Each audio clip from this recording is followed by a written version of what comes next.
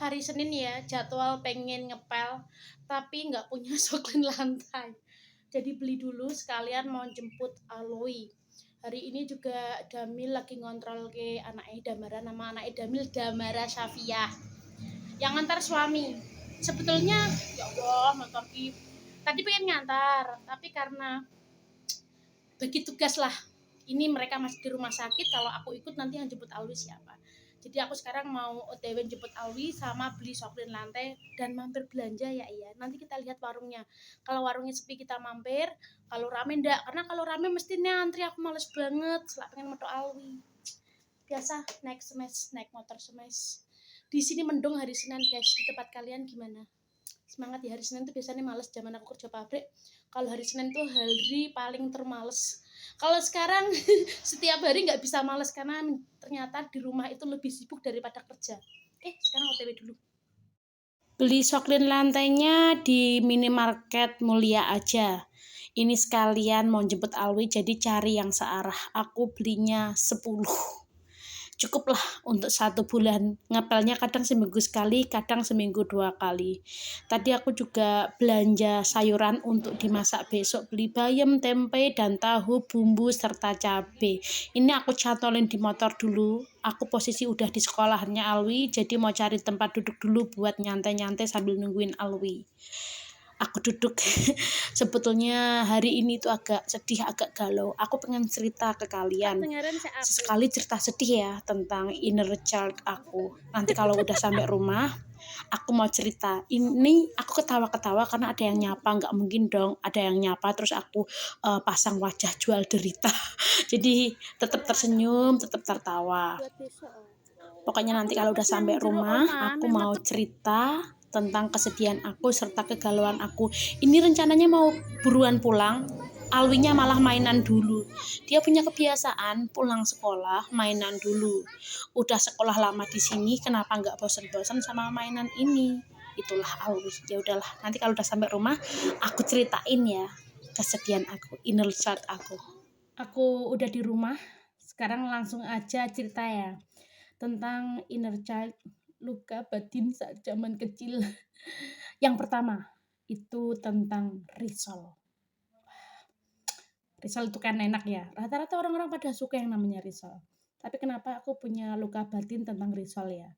Jadi dulu saat zaman aku kecil, Mbah Huti itu emak aku, dia jualan, salah satu makanan yang dia jual itu adalah risoles. Karena keadaan ekonomi, aku harus bantu dia dan aku nggak nyalahin ya.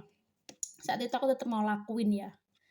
Dimana teman-teman pada mainan, aku dari risol. Bahkan kalau aku pengen jajan lebih, aku harus jualan risol.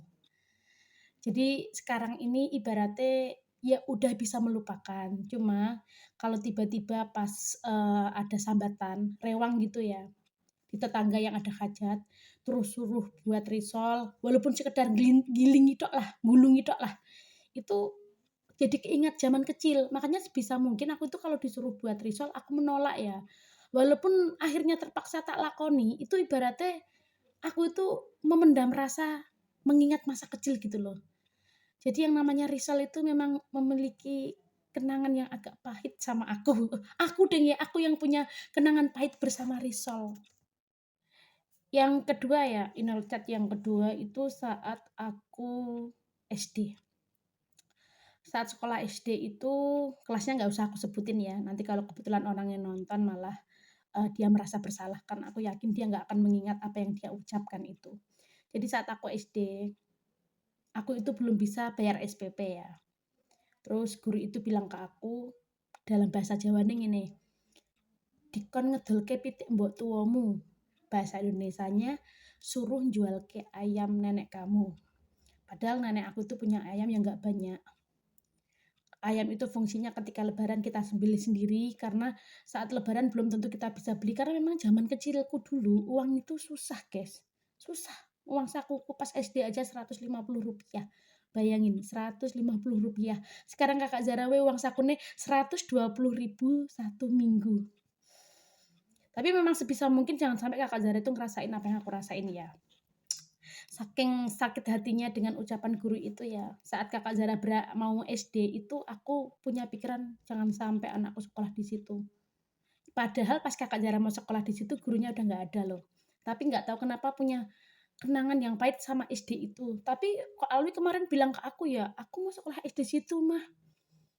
Sebetulnya aku udah bisa memaafkan orang yang ngomong gitu ke aku ya, orang yang ngomong suruh jual ayam. Cuma aku tidak bisa melupakan, nggak tahu kenapa. Entah aku kalau ketemu orangnya pun juga masih menyapa, cium tangan, salim, aku masih menjaga itu. Cuma nggak tahu kenapa aku nggak bisa lupa.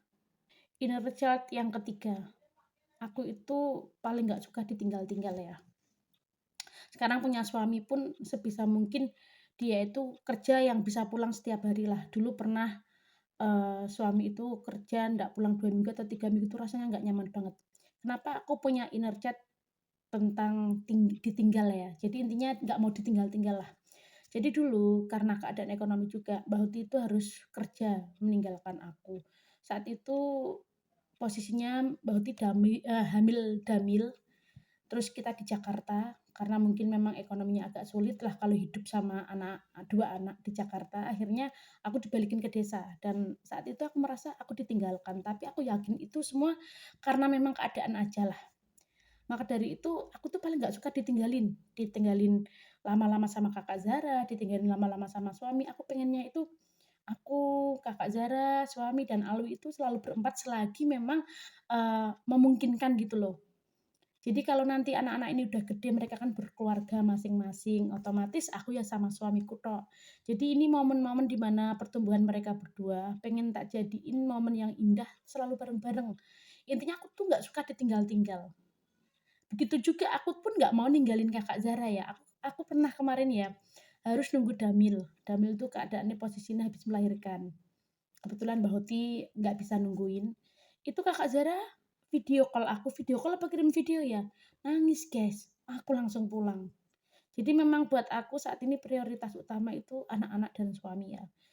Seharusnya suami baru terusan anak-anak ya. Suami dulu baru anak-anak. Cuma memang suami aku bilang yang penting anak-anak nanti baru kita gitu. Ya itulah 3 inner child yang sampai saat ini masih gini loh, aku bisa memaafkan keadaan-keadaan itu, cuma nggak bisa lupa gitu loh. Aku yakin setiap orang punya ya, iya, masa ya aku tok sing duwe ora mungkin ya. Paling nggak bisa lupa itu ya rissoles ya. Aku sebel kalau disuruh sambatan, suruh gulungi risol, ngadoni risol, kalau buat sendiri tak makan masih mending, tapi kalau buat itu untuk orang lain itu nggak tahu kenapa ada sisi yang nyesek gitu ya. Cuma kadang seandainya tak sampaikan alasanku kenapa gitu, aku yakin dari 100 orang yang mengerti paling cuma 5 sampai 10 orang. Dan 90 orang itu akan komentar, "Alay, lebih, alah, hmm." Padahal itu yang namanya inner child itu yang bisa nyembuhin ya diri kita sendiri. Kalaupun dibantu sama psikolog, psikolog itu kan membantu kita untuk menyadarkan diri kita, kita harus menyembuhkan inner child kita itu. Dan aku rasa aku nggak perlu psikolog lah, aku masih bisa mengatasi, aku masih bisa memaafkan keadaan, cuma ya nggak tahu kenapa kok nggak bisa lupa. Aku kalau ada pilihan pengen lupa ya lupa, tapi yang lupa yang elek-elek aja, yang apik-apik ora lali gitu. Ya udah aku sekarang mau jemput Alwi ya. Jadi kan aku tuh bilang nanti sampai rumah tak tak ceritain itu aku sempet ceritanya itu sore guys. Jadi ini video pas diambil itu sore hari saat mau asar ya. Dan sebentar lagi waktunya Ali pulang ngaji, jadi aku mau jemput dia. Terima kasih ya kalian udah dengerin cerita aku. Semoga kalian di luaran sana yang punya inner child tidak seperti aku ya, bisa melupakan. Saya rasa kalau memaafkan itu semua orang hampir bisa ya. Cuma yang namanya melupakan itu kan memang harusnya kehendak Allah ya. Jadi seandainya pun tidak bisa lupa, dijadikan pembelajaran hidup. Dan kalau memang punya inner child itu jangan dijadikan sesuatu yang malah membuat kita down, malah menghancurkan kita, tapi jadikan itu sebagai suatu semangat. Jangan sampai hal itu terjadi lagi, jangan sampai hal itu terjadi ke anak-anak apapun gitu ya. Aku tuh jangan sampai kakak Zara sama Alwi ngalamin apa yang aku dan suami rasakan. Aku sama suami untungnya itu soal urusan masa kecil itu agak pahit ya. Karena keadaan ya, nggak mau nyalahin siapa-siapa, nggak mau nyalahin orang tua, enggak. Cuma memang saat itu keadaannya kita hidup di zaman yang memang susah uang, terus perkembangan teknologi tidak kayak zaman sekarang. Zaman sekarang itu saya rasa kalau ada orang lapar itu salah orangnya sendiri ya, karena zaman sekarang itu cari uang tidak sesusah zaman dulu. Zaman dulu kerja ya harus benar-benar ada lowongan pekerjaan di suatu tempat baru bisa kerja. Kalau sekarang kita nggak punya lowongan pekerjaan di suatu tempat, kita bisa buat pekerjaan sendiri, buka pekerjaan sendiri dengan konten, entah di YouTube atau di platform-platform lainnya. Ya udah, malah cerita yang nggak cerita. Pokoknya terima kasih udah dengerin cerita aku. Sekali cerita sedih ya. Ini sedih nggak sih? Aku tuh nggak bisa nangis kalau di depan kamera. Kalau di belakang kamera ya karena suami selalu bilang jangan share kesedihan. Ya gimana ya, aku menganggap kan YouTube kayak rumah aku tuh malah lebih terbuka ngomong di sini ketimbang ngomong di TikTok loh. Jadi ya udahlah, terima kasih udah dengerin cerita yang gak jelas ini. Oke, bye.